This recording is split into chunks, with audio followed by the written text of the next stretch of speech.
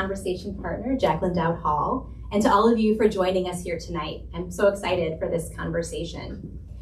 Before we begin, I'd like to read just a few pages from the book to give you a sense of the feel of it, and then I'll say a few words about how the project came to be and what it seeks to do.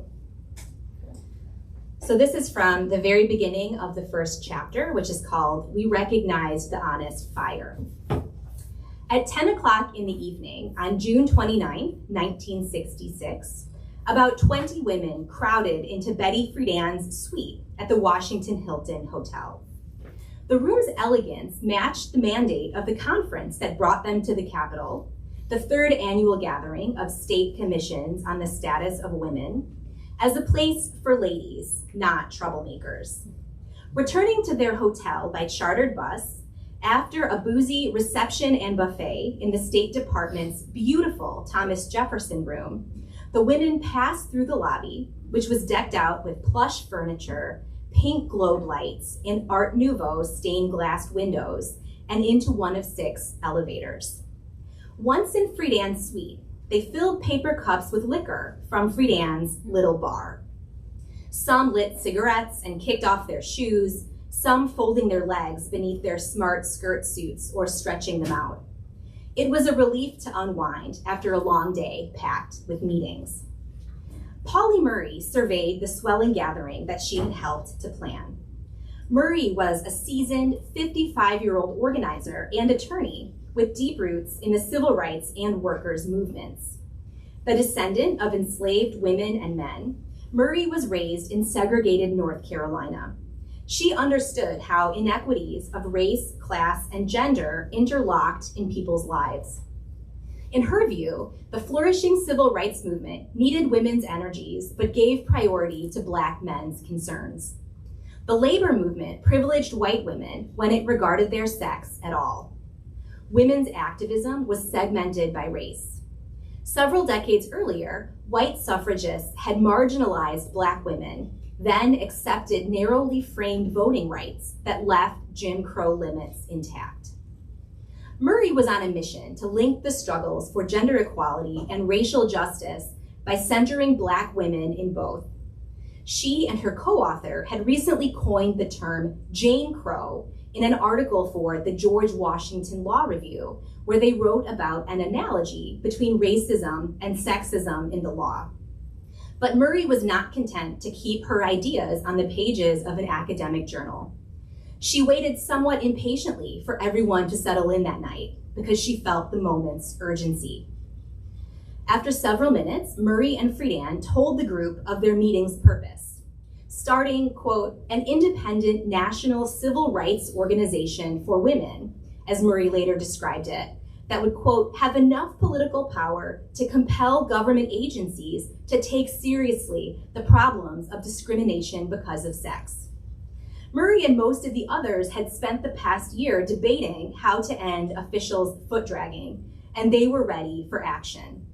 Those East Coast lawyers and government workers in the room had seen women's rights become a common joke among powerful men in Washington.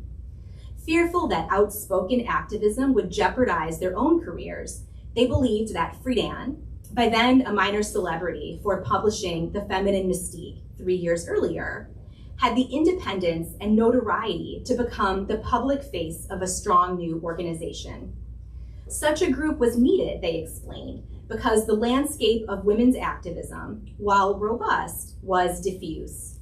There were women's groups dedicated to myriad causes. Women were also active in political parties, labor unions, and civil rights, anti-war, and consumer groups. A new pressure group could unite them and focus their power.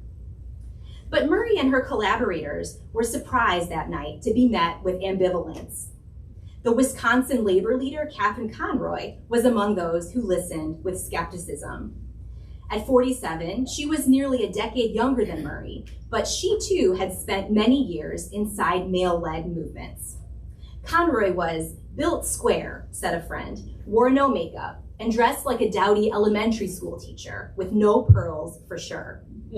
The daughter of a Milwaukee antiques dealer who was ruined in the Great Depression, Conroy found a job after high school as a telephone operator. It was hard work for low pay, and she saw how the bosses exploited women through stereotypes about their docility. She took a post in her union, the Communications Workers of America, where her so-called brothers put their own needs first, always. But Conroy and the other members of Wisconsin's Commission on the Status of Women were working well with state lawmakers. Why should women jeopardize good relationships with government officials? Wouldn't another association simply stretch their efforts thinner? Marie tried to keep order, explaining the plan she had outlined on her yellow legal pad, but the tensions escalated. The Wisconsinites became frustrated that the gathering they had believed was purely social seemed to have an unspoken agenda. Those from the East Coast in the room were treating their questions as though they were not even worth considering. As the Wisconsinites surmised, the meeting's planners, including Marie and Friedan, had already decided, after months of strategizing, that a new organization was desperately needed. After a few more minutes of debate, the room erupted into chaos. Eventually, Friedan, overcome with resentment, locked herself in her own suite's bathroom. The meeting was over, she told them. Their proposed civil rights group for women seemed to collapse before they had finished drawing its blueprint. But of course, now did not collapse. It does come into fruition the next day. I won't leave you in suspense. Wrote a lot about how that happened next. So let me just say a few words about how this project came to be and what it seeks to do, but I won't take long because I'm so excited to begin our conversation. Like so many histories, this one began with a question in my own life, one that I started to ponder many years ago. Growing up, I was especially close with my maternal grandmother, an ambitious person with a knack for business, but who spent her prime as a housewife and mother in the 1950s and 1960s. Her daughter, my mother, went to law school and carved out an impressive career as an attorney in Chicago, all while raising 3 daughters. And for me and my sisters, the sky was the limit in terms of what we could achieve, where we could go to school, what we could study, and what we could aspire to in our own lives. And so this question stuck with me as I was growing up outside Chicago, as I studied history in college at Northwestern, and then went to graduate school down the road at the University of Chicago. What could explain the changes in my own family and for many women across the nation in those years? Who made those changes and how did they do it? As I intensified my study of women's history, I was not satisfied with the answers offered by either scholars or popular memory, sort of common wisdom. The movement known as second wave feminism is often framed in terms of infighting, of women's inability to get along with each other. As the narrative goes, second wavers were often elitist, narrow-minded, and unable to work across their differences of ideology and identity. How then did they get anything done? Central to this puzzle, I think, is a lack of knowledge about the National Organization for Women, which was the largest and most expansive feminist organization of the second wave years. Scholars tend to downplay now to the extent that they engage it at all. They position it as kind of a static backdrop to other forms of feminism. But I think we can learn a lot from placing now closer to the center of the feminism that erupted in the 1960s, and its history has a lot that we can use today. Now was founded in 1966 by seasoned civil rights and labor movement activists who intended to organize and advocate for all women by channeling all of their efforts into one association.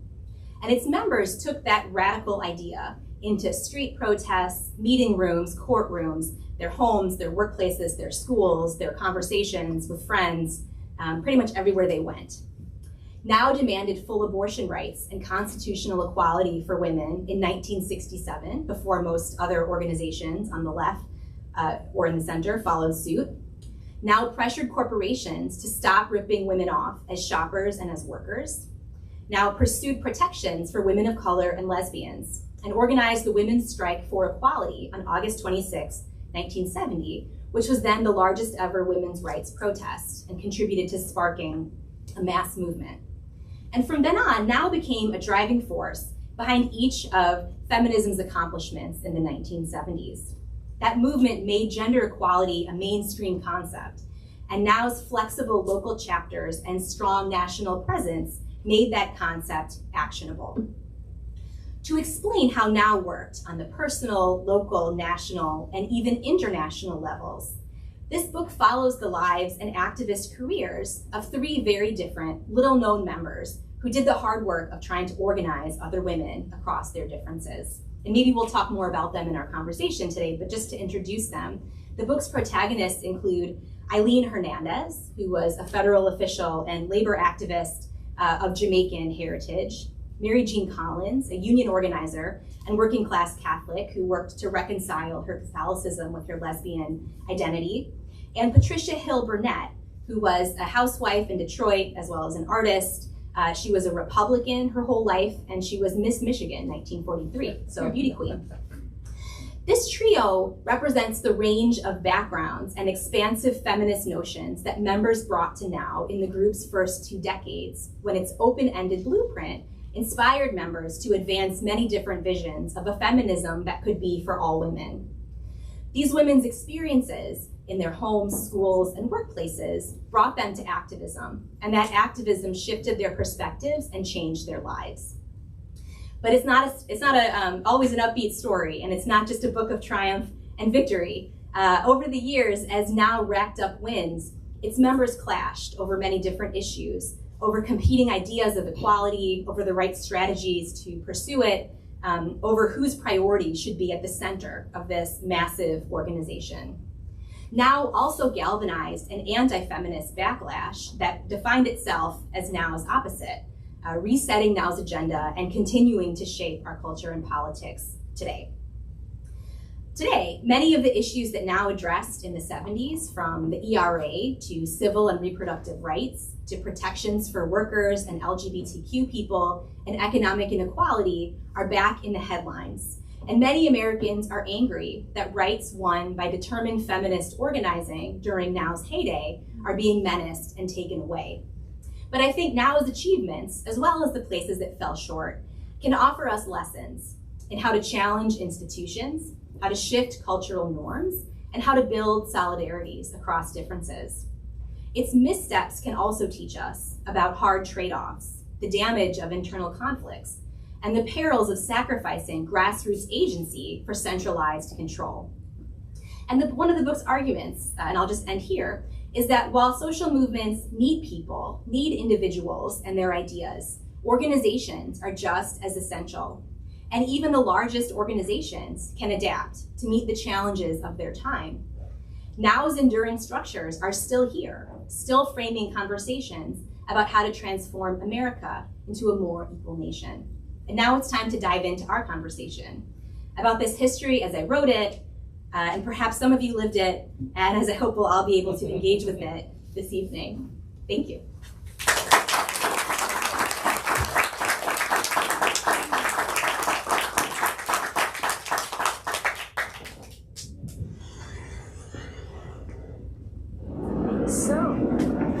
Let me give you the microphone, Jacquelyn. Yeah. And thank you again for doing this. I'm thrilled to be here and to have a chance to talk to you about this enlightening and wonderful book.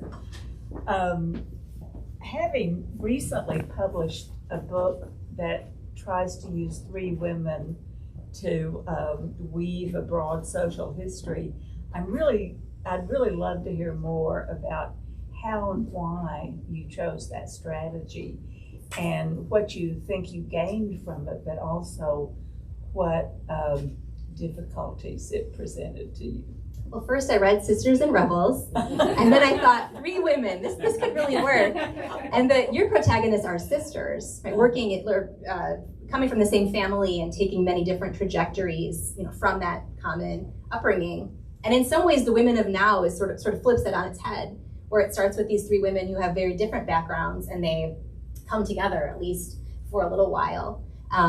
So I chose 3 women who are part of Now's second generation. So each one was mentored by one of the founders of the organization. But part of what I wanted this book to do was to move our understanding of Now and its historical role away from the founders, who deserve a lot of praise and did something important in beginning this organization, but most of them were not involved within a couple years. I mean, some of them only signed their name that day and I never saw them in the archive again. So I wanted to see how the next generation of members of NOW tried to make that ambitious idea work, how they tried to put meat on the bones. And the more I worked in the archive, I knew I wanted to tell the Midwestern story, because sometimes the coastal story of feminism, coastal stories get more attention. And I wanted to showcase the political diversity and the racial diversity and the class diversity. And each of these protagonists left voluminous materials behind, which for historians is always a good thing. So one is still living, and I interviewed her several times, but the other two left behind a big archive and lots of interviews. So I felt like I really got to know all three of them. Well, you did a great job. It's so, one thing that's so masterful about the way you do this is that you're weaving them through the book, but sometimes they're not there. There are many other characters and things happen. I mean, it's really an amazingly broad social history of the times, and not just of the women's movement.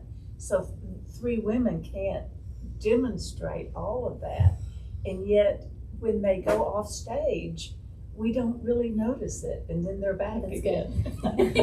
Well, it was, in some ways it's kind of an unnatural thing to tell a history of an organization through three people, because the book starts in 1920 with the birth of the first protagonist, Patricia Hill Burnett, and we don't really get to them until later in the book, at least they're working now, because I wanted to establish their backgrounds and sort of explain why three such different women would come to the same idea, that they had to work together through this organization at the same time, and make the point that what happened in their personal lives was essential to how they understood themselves as feminists and sought to shape NOW in the directions that they did. But yes, I mean, to tell the history of the organization, there's a lot of information about budgets and finances and structure, officers and elections, and I tried to put as little of that in there as possible, because it's not the most exciting reading, but the book tries to trace the arc of the organization, but really it's the people that were the organization, and so they get the most attention. Mm-hmm. Well, one reason that this book was so enlightening to me is that I was there.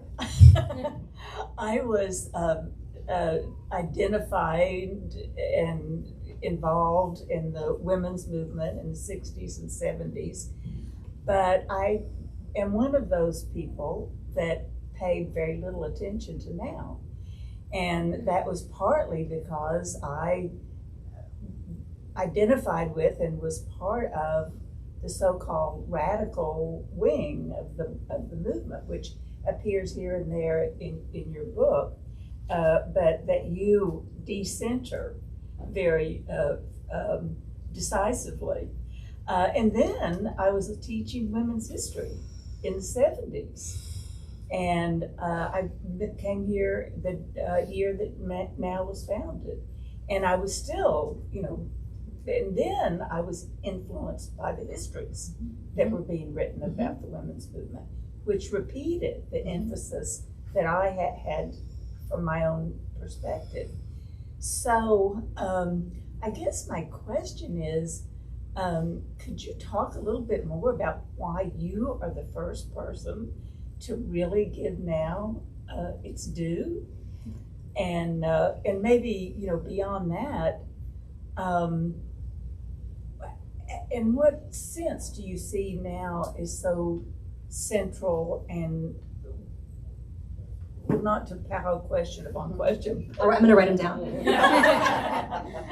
Just talk about its centrality and its achievements, and if those, given those, why has it taken so long for us to get this book? So it's true that we could probably sit up here and name the founding historians of feminist history who came out of women's history, who wrote those first histories, and pretty much all of them, if not all of them, were involved in the radical wing of the movement, and wrote from their experience as we do as historians. And that generation trained the advisors who then became the advisors of my generation. Maybe I'm adding an extra generation there, but I think there's a sense of showing respect to the historians who came before us and also who lived this history. I don't know why no one from now became a professional historian and thought to write this history. I don't know that there's a kind of, meaningful reason behind that, but I can think of all of the big syntheses of quote unquote second wave feminism, and they all come from that perspective. And as historians, we try to speak back to historiography in a way that really engages it. And the sort of liberal radical binary has a lot of truth in it, and I think makes a really complicated movement easier to understand. But now was much more than a liberal feminist organization, to the extent that it was that.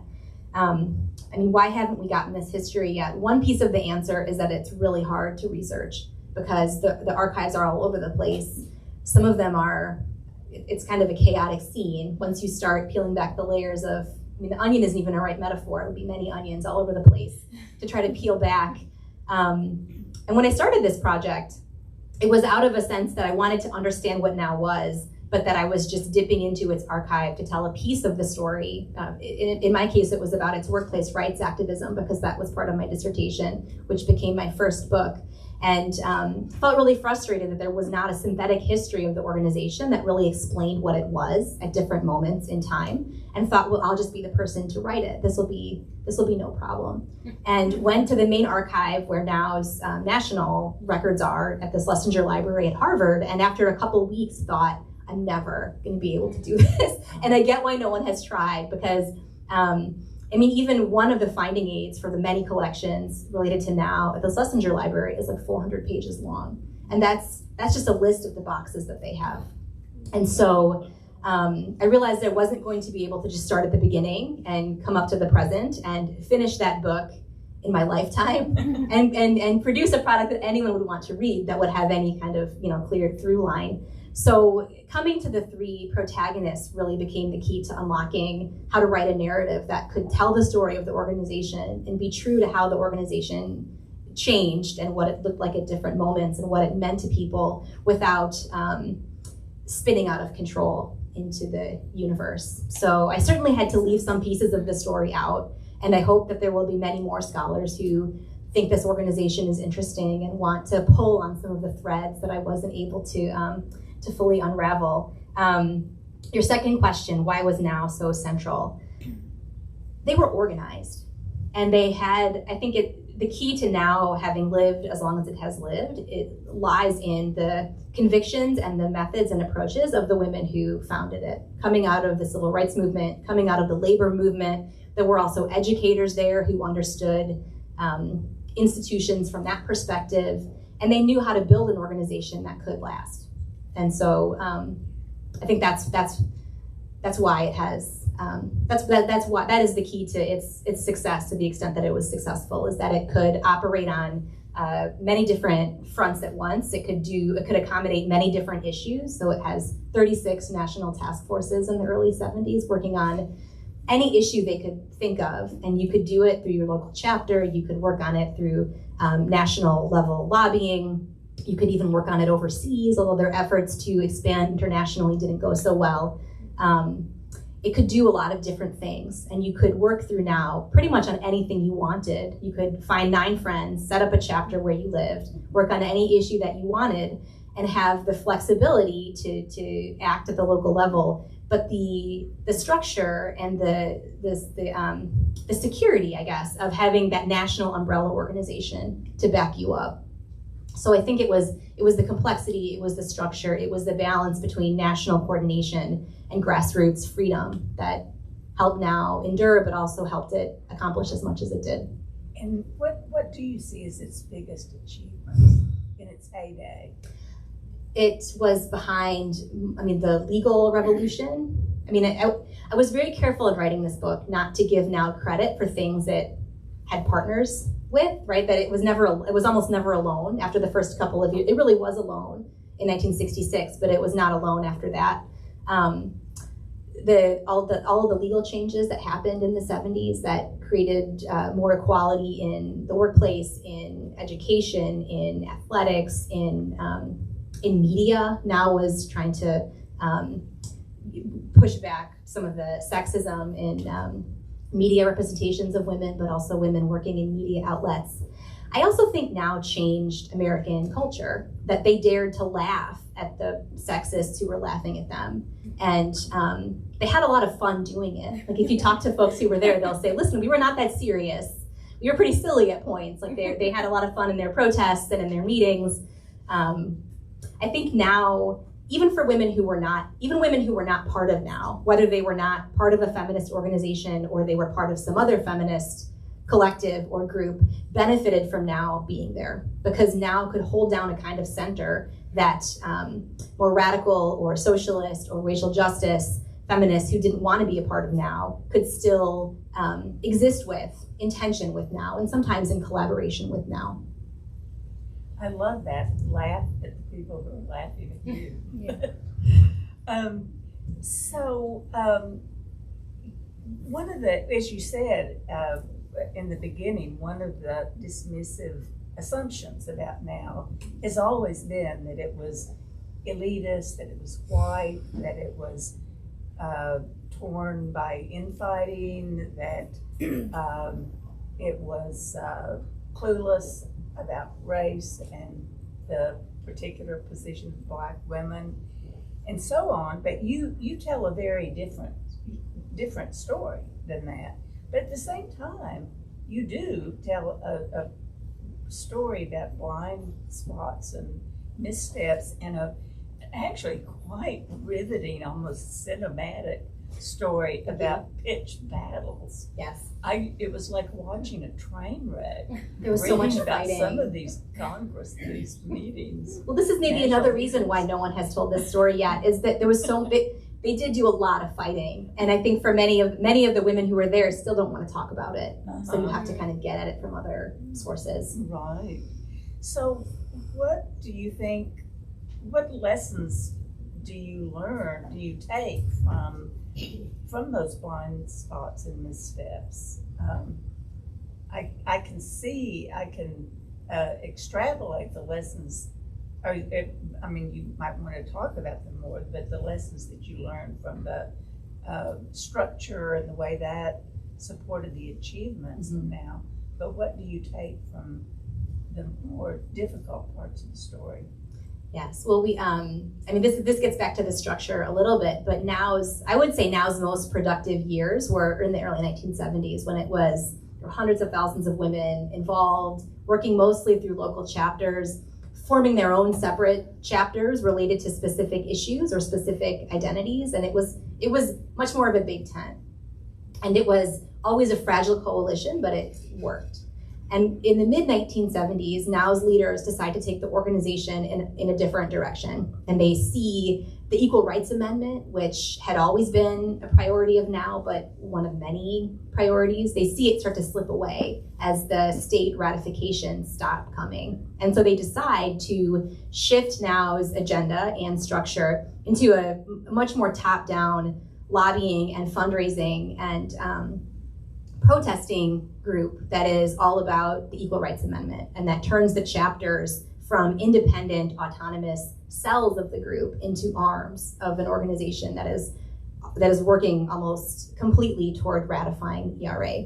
And unfortunately, it is not ratified in time, and we still don't have it, and now lost a lot of its potential in that shift.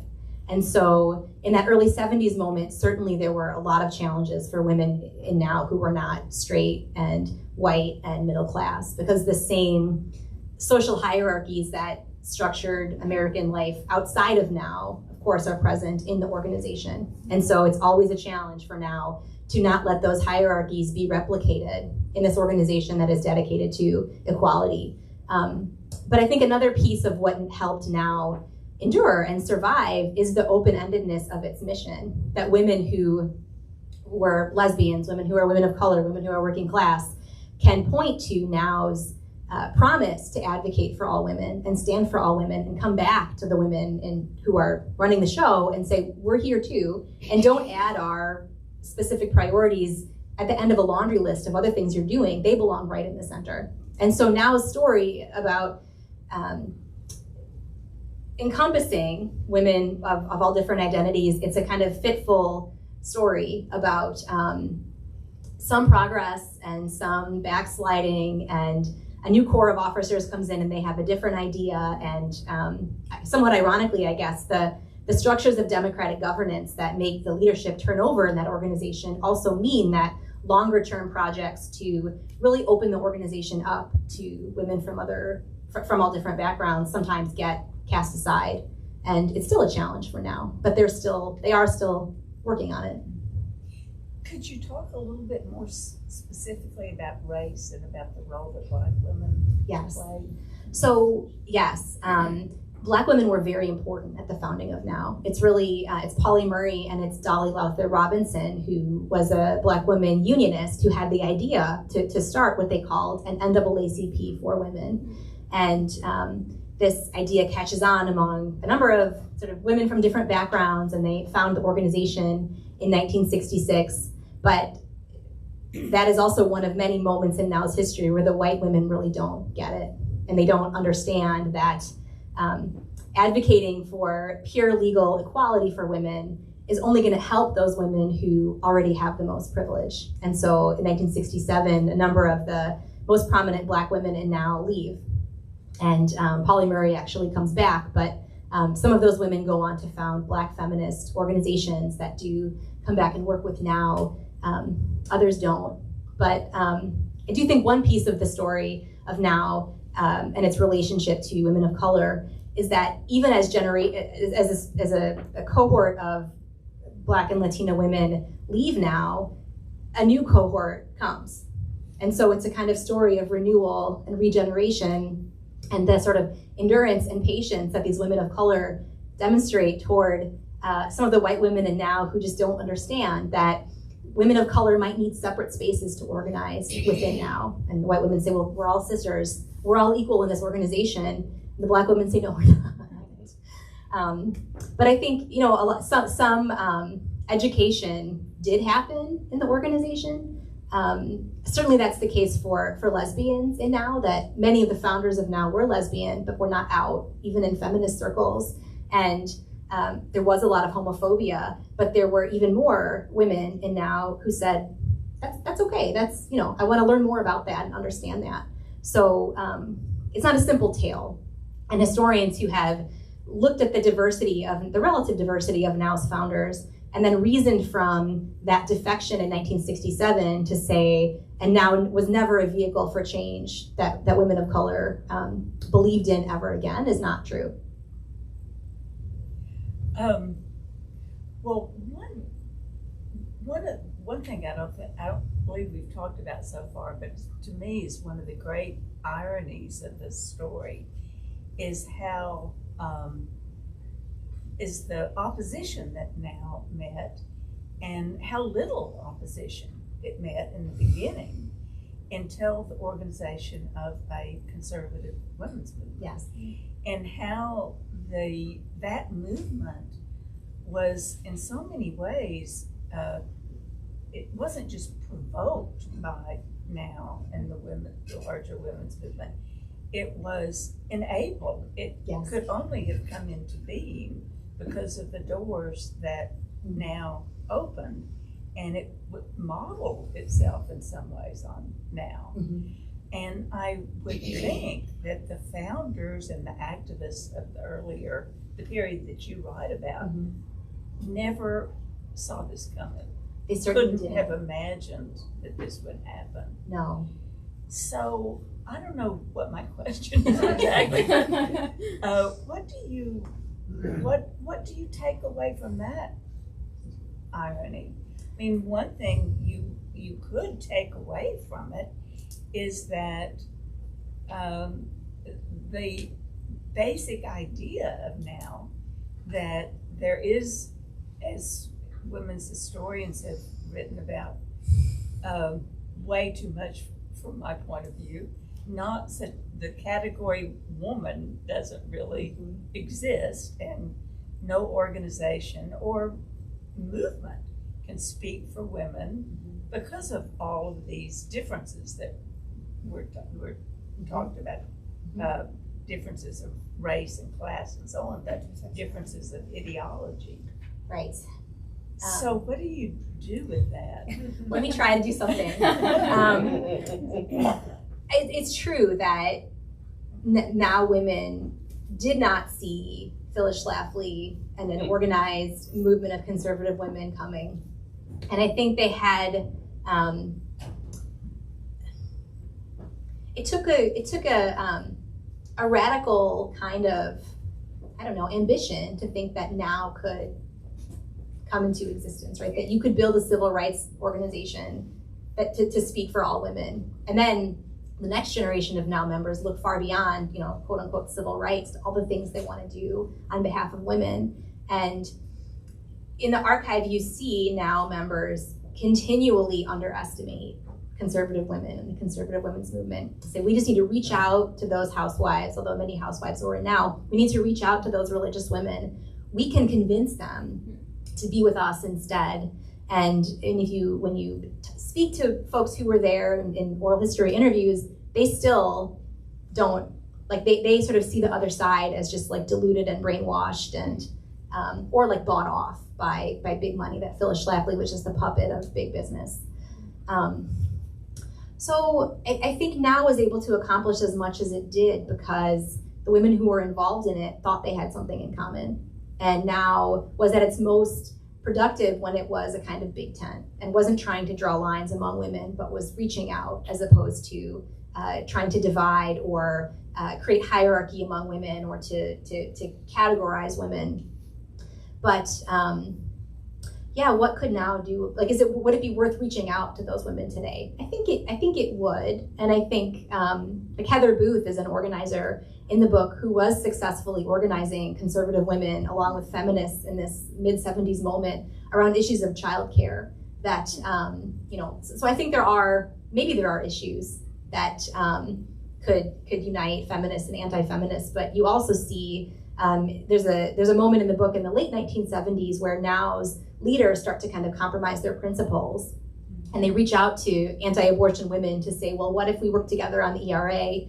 And that really angered many now members who said we can't compromise any piece of our agenda to advance any other one goal. So it's really hard, but they accomplished a lot in spite of that.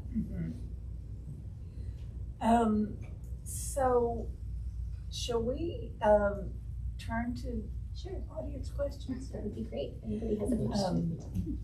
Alex, should we use the microphone? Do you want one of our microphones? Okay, or I don't know if, okay, doesn't matter. Oh, okay.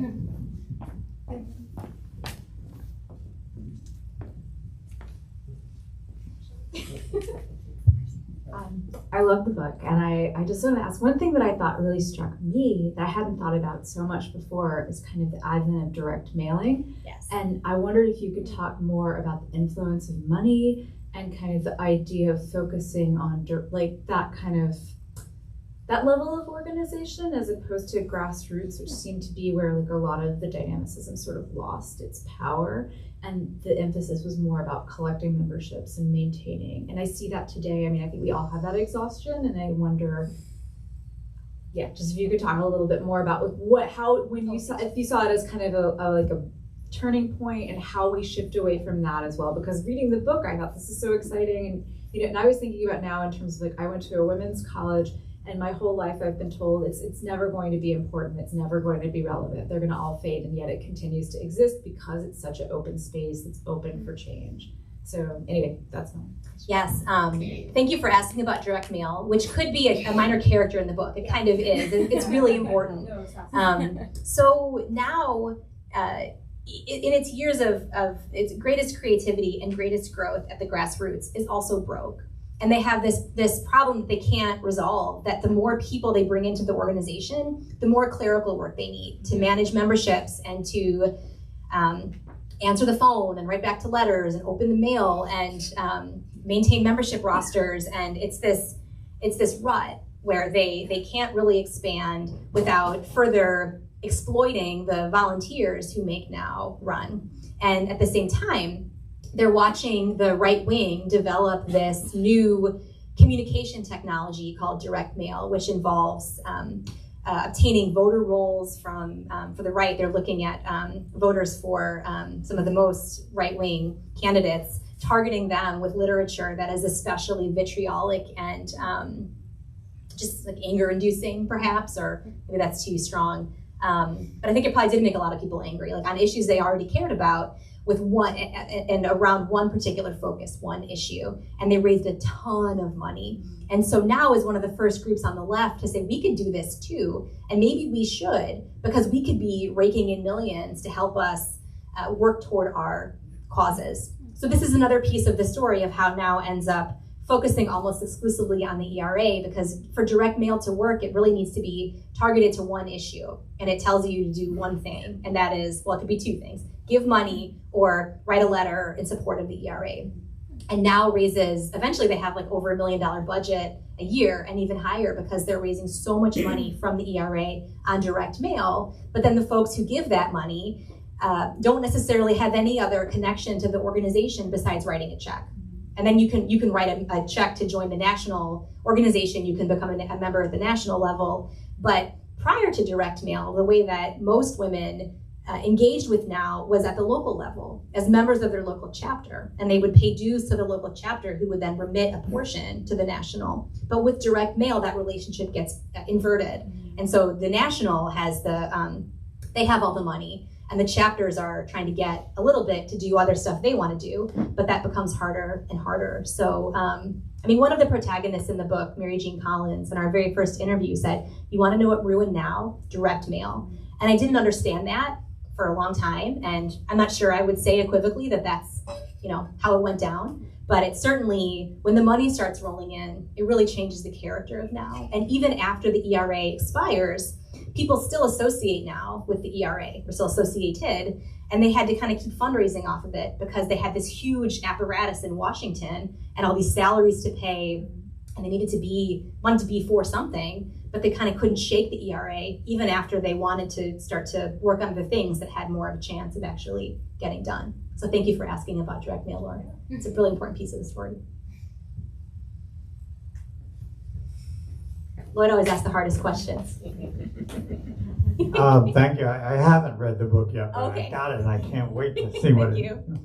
So you've alluded several times to the problem of a conflict that kept dividing the group. And I remember from the set, I'm sort of like Jacquelyn. I remember I wasn't exactly there, but the phrase "the personal is political," and lots of women who were kind of middle class or had come out of that background engaged with that concept. Was the split between those who saw this as basically a struggle for personal liberation and achievement versus those who had a more structural or systemic analysis? Is that the split? I guess that's my question. You keep alluding to the split. What would you say was the key to it? They did fight about a lot of different things. But that split, I think, characterizes the literature on second wave feminism in some ways, that the more radical groups were focused on sort of personal liberation and eroding the structures of personal life and American culture that subordinated women, and that groups like Now were more interested in the public sphere, the kind of structures of work and education and citizenship that subordinated women. I think for the women in Now, they saw those two things as connected. That if you could, if divorce laws could be liberalized to the extent that you could leave an abusive spouse and you could get a job that allowed you to support yourself, you could have any life you wanted and set up any personal arrangements that you wanted. I mean, the big splits happened in the mid-70s, and I'll be honest, they were really hard to understand, because some women who were there said, this is just about power. These are people who didn't have any power pretty much anywhere else in their life, and Now was a space where they could be leaders, and they didn't want to share that power. But there were issues involved, and the best I could kind of understand it was that there were on one side, there were women who really wanted to focus all of Now's energies on specific goals. So organizing women, in Mary Jean Collins's case, against the worst, most sexist corporations. And you could organize women against, Sears Roebuck was the corporation they targeted the most. You could organize them as shoppers, as workers, as credit holders, folks who wanted credit cards and couldn't get them. You could focus their power against one thing. And on the other side, they're more influenced by radical feminism and the idea of women have different identities that we need to really foreground. And rather than organizing women and all their diversity against certain common enemies, the same targets, we need to expand Now in all of its multiplicity and have lots of different ways you could engage with Now. And rather than having only one chapter that's really strong in different cities, we should have a lot of different chapters so that there can be nurses now and steelworkers now. They did have one steelworkers now, and a chapter for lesbians in that city and Now, if that's what they want. So I guess it's more like different ideas of how to organize women and how to advocate for change. And so the personal is part of that, because the former folks I was describing would say, like, well, we'll liberate everyone, we'll help everyone if we not subordinate our differences, but kind of don't focus on them so much. And the other side saying, no, we need to foreground those differences because those are really important to people. And the movement shouldn't be replicating any of the hierarchies that exist outside of it.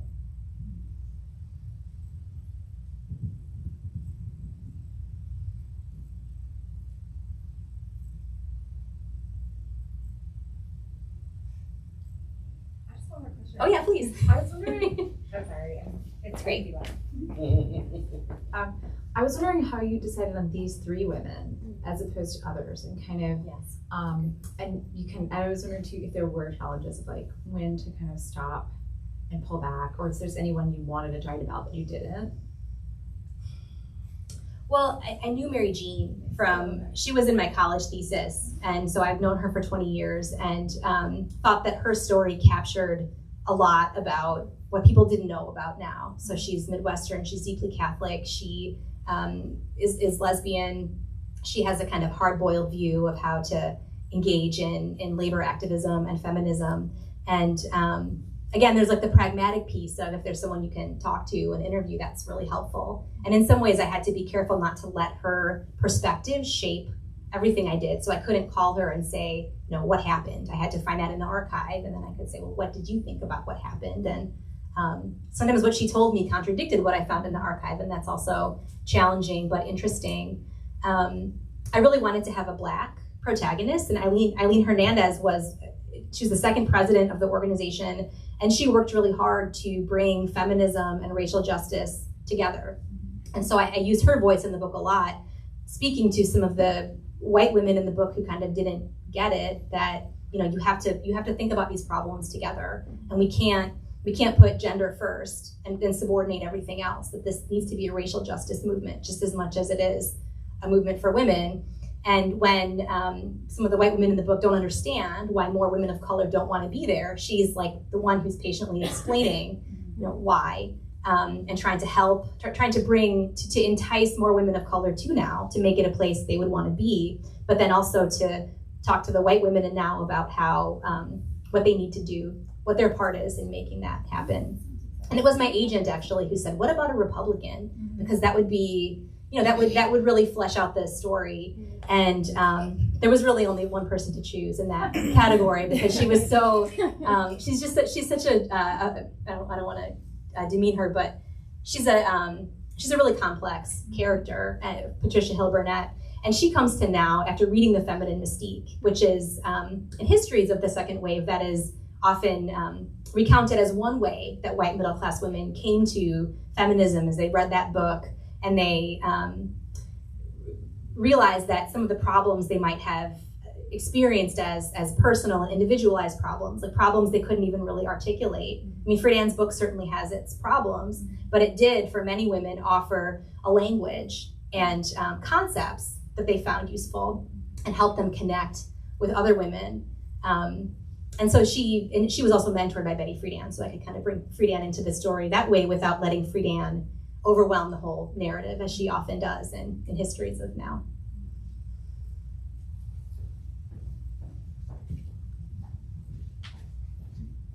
So now starts off as an effort to replicate for women what the NAACP is doing for African Americans. Yes. And it doesn't really do that. And could you just talk a little bit about maybe some of the challenges or why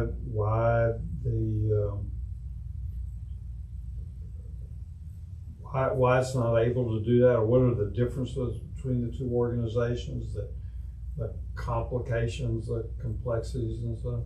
Well, could you say more about what it didn't do that? I just want to make sure I'm answering your question specifically. What did it now do that the NAACP did? Well, that's a good question. Maybe maybe it did do the same things. I don't know. I'm just interested. Well, yeah. I mean, okay. So there are scholars. People make those very much. Yeah. Okay. There are experts on the NAACP in this room, so please, I hope they will correct me. I mean, I think now very quickly surpasses, like if the NAACP has been many things in local communities, but also at the national level, my sense is that it has focused more on like legal change. Is that true? Yeah. So, I mean, even after the women's strike in 1970, throngs of women pour into now, and they just have all different ideas about what feminism should be. And some of them are interested in lobbying at the federal level or pressuring state lawmakers or, city officials or employers, but they want to do a lot of other stuff too. So now chapters they're doing consciousness raising, where they're sort of working in small groups, mostly with other women, but they did some mixed sex consciousness raising too. They're interested in a lot of issues that aren't strictly legal. So I think, I would never say that the NAACP was not ambitious, but maybe now was like it became less focused. So it did achieve a lot of the kinds of like legal victories that the NAACP did with the Civil Rights Act, the Voting Rights Act. I mean, now had Title IX and the Equal Credit Opportunity Act and new like legal provisions that had to do with employment, and especially in the public sector and housing. But women came to now with a lot of different goals and ideas about what it should be. So one thing is like, the kind of range of class background and stuff in the African American community is much narrower than it is in the women's community. Yeah, because these women many of these women are attached to men who have different. Right, and so NAACP is not doing. I mean, in some places, they're probably doing things like consciousness raising or trying to talk about Black history and Black contributions and all this other stuff. But it does, in a way, have a more top-down. I mean, if you look at the records of the NAACP, it's much more controlled by what's going on at the top in the national organization, and that filters down. It was not an idea that, at least I don't think, that individual, groups and individual communities and chapters are supposed to be doing things that aren't being kind of dictated from the top. So that makes it a real difference too. I mean, did the NAACP have salaried officers from the beginning? Looking at African Americanism in the room. Yeah, so now didn't have officers who, I mean, it actually cost a lot of money to be an officer in now, because you had to pay to get to board meetings. It was like $5,000 a year or so to be the president of now in 1970, and that's a lot more money today. So that meant practically that only relatively elite women in now could afford to be officers, but they were not getting paid anything to be president of now, and most of them had other like side gigs too, because they had to make money to live. And so the lack of organization at the top, I think, it helps explain why the chapters were going in so many different directions. They weren't getting a lot of dictates from the national office. The national office was so disorganized and broke that a lot of chapters, they would start a new chapter and didn't even know there was another chapter across town. They would just make their own agenda and maybe eventually tell the national office what they were doing, but they didn't worry too much about it. So maybe that helps explain it too, that they just didn't have money. We can maybe take one more question. Over here. Well, this may be fitting for the last question. I'm sorry, I haven't read the book yet. Where does your story end, and why did you choose that ending point? Yes, so I'm just thinking about, I had a manuscript workshop, and our wonderful colleague Ben Waterhouse gave me some of the most helpful advice I got for the manuscript. I wanted to bring the story up to the present and kind of give equal weight to each moment. And Ben said, 10 years from now, that's going to be a totally arbitrary endpoint. So why don't you just end it where you think the action ends? So I worked on the book. I ended it kind of around the year 2000 because the 1990s for now are sort of a downward slope. And they also have much less documentation. They just didn't keep their records as carefully in those years, and they didn't send them to the archive with as much sort of regularity. And so that was sort of the end point of the story. And I also I could wrap the story up by looking at the three protagonists, because each of them had like major life shifts in those years. Two of them passed away, and the third retires. But then Dobbs happened. And my editor said, I'd like you to write an afterword that thinks about now, today, and how it, what lessons it can teach us in this, sort of post-Roe moment. So I looked at what different now chapters are doing. The national leadership is not, has some issues, but there are chapters, especially in less populous states, like West Virginia now is really strong. North Carolina now is doing a lot. Where the Now chapter is kind of the only feminist game in town, and Now is a place you can organize with other fellow feminists, you can pressure a local lawmaker, you can issue a press release that reporters will write about, and so maybe Now is still relevant, and maybe it's certainly putting itself out there and advancing a vision that it has had for a long time, and I think it will continue to last even if it continues to struggle. Great.